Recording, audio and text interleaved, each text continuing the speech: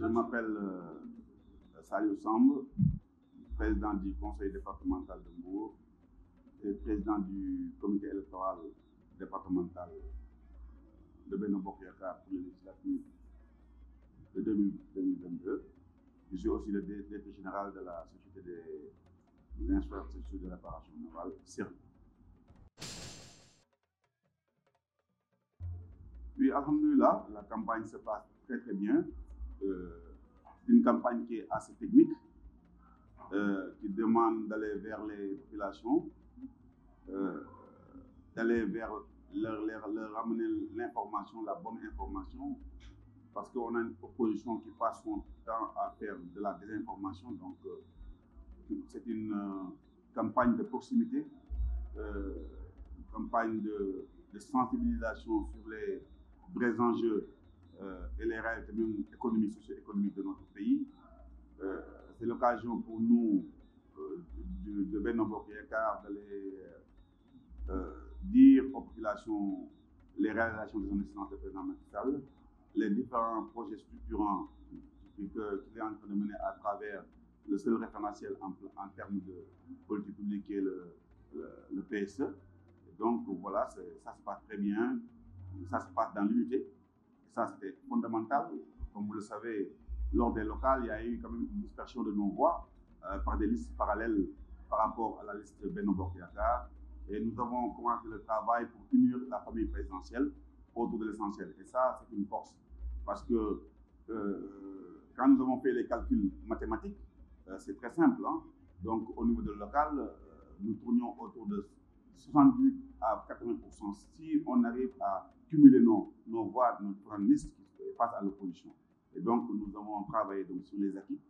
Les acquis, ça veut dire c'est notre électorat, faire tout pour que notre électorat aille voter quand même le jour J. Et ça, c'est très important. Maintenant aussi, une autre partie de notre stratégie a consisté aussi à aller vers les indécis. Ceux qui ne vont pas voter, et peut-être parce qu'ils n'ont pas la bonne information. Donc, nous avons travaillé sur cela et, alhamdoulilah, je pense que nous avons fait l'essentiel. Nous sommes sur le terrain, nous avons fait les 16 communes du département de Mbour, nous avons renforcé la commune de Mbour, nous sommes partis voir tout ce qui est les points durs, parler avec les gens, et nous sommes satisfaits quand même de l'accueil qu'ils ont réservé à la délégation et aussi du message vraiment qu'on leur a transmis.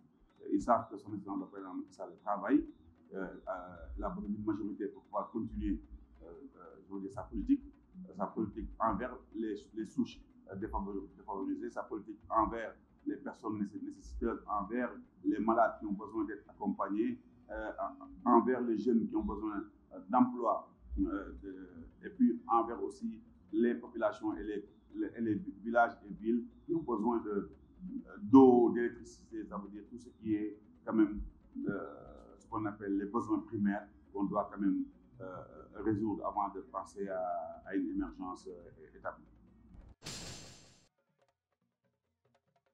Notre stratégie pour la stabilité socio-économique, je veux dire, elle est là. Hein. Le gouvernement, il travaille tous les jours en injectant beaucoup d'argent pour stabiliser les prix. Vous savez très bien qu'avec la crise mondiale, la crise de l'Ukraine, la Covid-19 qui est passée par là, les économies mondiales sont toutes malmenées. Et donc, il a fallu quand même que devant l'inflation galopante et que les pays n'arrivent pas à contrôler, qui font que tous les prix au niveau mondial ont explosé. L'État du Sénégal a fait le choix de prendre dans son budget, de restreindre tous ses besoins et de se serrer la ceinture pour pouvoir injecter de l'argent pour pouvoir assurer une stabilité des prix. Ce qui fait que donc, si vous regardez, au Sénégal, les prix sont moins chers qu'ailleurs parce que c'est l'État du Sénégal qui met de l'argent. Et ça a permis aussi de faire que tous les produits sont disponibles. Il y a des pays de la sous-région où il y a certains produits qui n'existent pas sur le marché. Et nous, au Sénégal, quand même, je pense que vous n'avez pas senti sur le marché qu'il y a pénurie de quoi que ce soit. L'essence est disponible, le gazole est disponible, tous les produits laitiers sont disponibles, le riz est disponible, ça veut dire tous les biens de consommation sont disponibles. Et il y a des prix quand même qui sont moindres que les prix pratiquées ailleurs. Donc voilà, ça veut dire c'est ça notre stratégie, assurer une stabilité économique. Et en même temps aussi, le président Macky Sall a pensé quand même injecter de l'argent directement au niveau des populations pour les permettre quand même de tenir par rapport à cette crise. Et ça veut dire par les virements de crédit qu'il a fait à plus de 500 000 familles. Et ce sont des choses, c'est une politique sociale qui est là, qui permet de contenir cette crise et de pouvoir après aller vers une croissance à 2 chiffres bientôt avec l'arrivée du pétrole. Donc, machallah, donc il faut que ça, par contre, on a besoin d'aller expliquer ça aux populations pour qu'ils comprennent que ce qui se dit dans les réseaux sociaux, que oui, Sénégal, les prix sont trop chers, non, on n'a pas ça. Non, c'est de la désinformation parce qu'on a une opposition qui n'a pas de moyens de pouvoir, qui n'a pas de programme, qui n'a pas d'autres moyens que dans des informations. Comme vous le savez, mon discours, c'est un discours qui est toujours là. Moi, je l'ai dit toujours, nous voulons une jeunesse consciente. Une jeunesse consciente et une jeunesse qui ne se laisse pas embobiner et embarquer dans des voies nébuleuses qui ne peuvent que les perdre. Et donc, cette jeunesse-là doit comprendre que ce Sénégal-là leur appartient et que c'est eux qui doivent construire le Sénégal de demain. Et pour cela, il faut qu'ils se lèvent, qu'ils soient debout pour aller vers la formation, parce que l'État du Sénégal a mis des programmes pour la formation. Mais pour ça, il faut que le jeune se décide à aller vers l'information, pas rester là-bas seulement à boire du thé. Ça, c'est révolu, le thé, c'est révolu.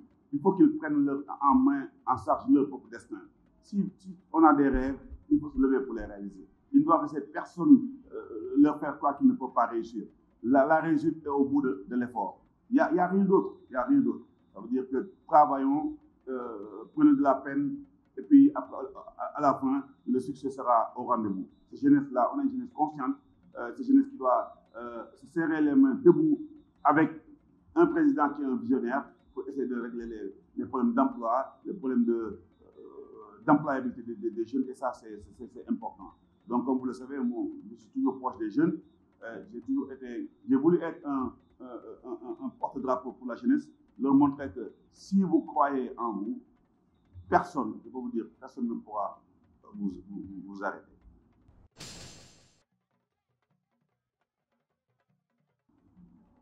Message de paix, message de responsabilité. Savoir que ce Sénégal-là, c'est un tout indivisible. Sénégal, Sénégal. On est dans une même barque. Si on veut trouver cette barque-là, parce qu'on a vu soit l'opposition dedans ou bien le pouvoir dedans, c'est nous tous qui allons chavirer et nous tous qui allons entrer au fond de l'eau. Donc, prenons conscience que ce Sénégal-là nous appartient. Faisons les élections dans la démocratie, la tolérance, l'ouverture, la générosité. Et après, laissons au peuple le choix de décider de sa destinée. Parlons de débat sur comment améliorer les conditions de la population. Parlons de programme, parlons de perspectives, parlons du chômage des jeunes, parlons de l'agriculture qu'on est en train de vouloir d'aller vers l'autonomie alimentaire. Parlons de la pêche qui connaît un certain remous actuellement et qui a besoin d'être accompagné pour le ramener à sa situation d'avant. Pour moi, c'est ça qui est le plus important.